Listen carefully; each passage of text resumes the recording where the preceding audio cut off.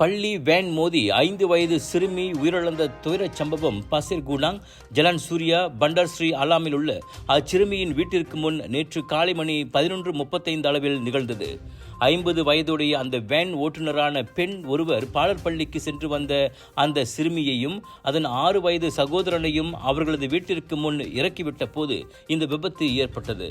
அந்த சிறுமியின் சகோதரன் வேன் பின்னாலிருந்து அதனை கடந்து சென்றதை பார்த்தவுடன் வேன் ஓட்டுநர் வேனை எடுத்துள்ளார்.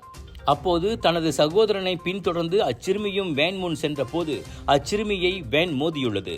வேனிலிருந்து இறங்கிய அதன் ஓட்டுநர் இச்சம்பவத்தை கண்டு அச்சிறுமியின் தாயிடம் கூறியதோடு உடனடியாக மாசாயில் உள்ள சுகாதார கிளினிக்கிற்கு சிகிச்சைக்காக அச்சிறுமியை கொண்டு சென்றுள்ளார்.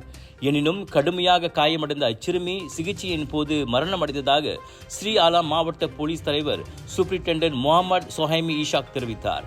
1987 ஆண்டு சாலை போக்குவரத்து சட்டத்தின் 41வது விதி உட்பிரிவு 1 கீழ் மரணத்தை ஏற்படுத்தும் அளவுக்கு கவனக்குறைவாக மற்றும் ஆபத்தாக வாகனம் ஓட்டியது தொடர்பில் இந்த விபத்து விசாரணை நடத்தப்பட்டு வருகிறது. சம்பந்தப்பட்ட அந்த வேன் ஓட்டுநர் விசாரணைக்கு உதவும் பொருட்டு கைது செய்யப்பட்டிருப்பதாக முகமது சுஹைமி கூறினார்.